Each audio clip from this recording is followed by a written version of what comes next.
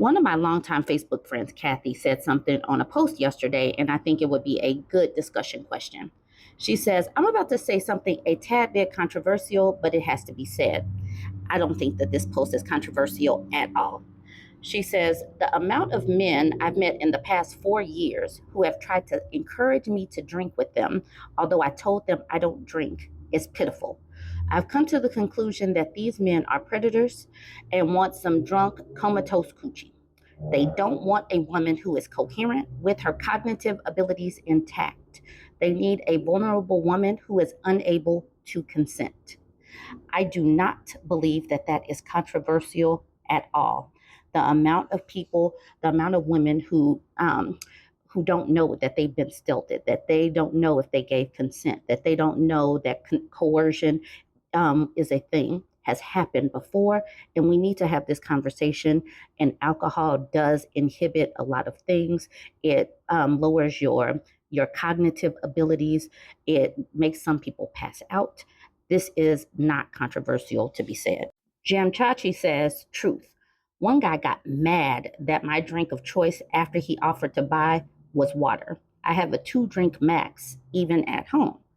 Carla says, nothing controversial about this. Alcohol is a substance, a spirit. Anyone who clearly sees you in your peace and tries to introduce a spirit is an agent of the enemy. Debbie Cunningham says, I don't drink either, sis. Furthermore, I think they also want to essay the lady they want to take out for drinks by slipping something in her drink. They are not slick. A lot of women are on top of it. They are clocking it, clock it, block it, hashtag clock it, block it. My friend said I needed to make that a hashtag. Yolanda says, hence why they do not talk to me. I don't drink at all, and they don't like that ish. Tynesha says, it's not fun for them if it's not the grape.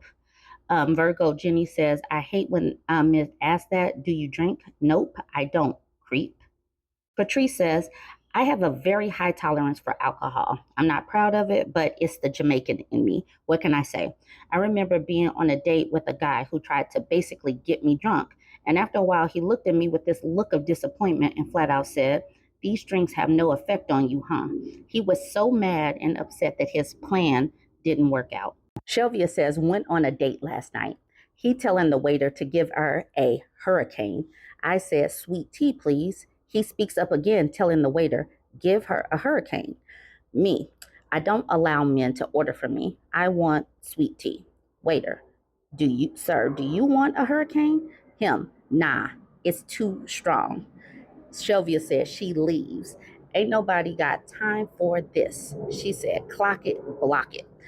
My girl Nicole says, wow, because she says, I'm glad you got the hell out of there, and I hope you blocked him on everything. And Shelvia says she ran. Elaine says, men who do this often have problems with alcohol. I found they can't feel comfortable without drinking, so they try to pressure others into it. No thanks, stay strong. Nicole says, yep, and nowadays it's that and or weed. This is why I stand on my theories on how women became engulfed in the crack epidemic of the 80s and 90s. Nicole came with it with that one. That is absolutely true. A lot of these men set up these women to bring them down 2 to 3 notches, and they did it with these drugs. So my girl Petty says, I believe since it's become normalized to drink, there's this tendency for people to blame alcohol for their behavior. With men, it's become acceptable for them to assault women and use the influence alcohol as a scapegoat for their decisions. As a result, I have had multiple men try to ply me with alcohol as a way of getting somewhere. And it always ends the same way. I'm not going to pass out. I'm not going to be more pliable. They have wasted their money and they are now frustrated. Of course, if you ask them if they believe their actions were predatory, they will deny it. It's funny to me, though, when they act like the aggrieved party after their attempt at grape didn't work. They pretend that alcohol is supposed to have some sort of happy effect on you. This is why they have resorted to roofies as well. But it's harder to have a plausible deniability after you roofie someone. All things considered, our birth rate is entirely too high. The thing is, she added the birth rate thing. the birth rate is still going down. And I believe that the birth rate is going down because women are opting out of drinking as much. I believe that that is going to help the birth rate continue to go down because let's be real, a lot of babies are made when women's inhibitions have dropped or been snatched away. Through force or lack of consent because someone slipped something extra in their drink. There's an article that I found from The Hill saying, why is Gen Z drinking less? So people are actually looking into this. And this article came out last year in April. So the bullet points here, young people are drinking less now than they did in prior generations. Many Gen Zers are abstaining from booze entirely. Experts and Gen Zers themselves connect the change to an awareness of the risk associated with alcohol. Okay, some of this article.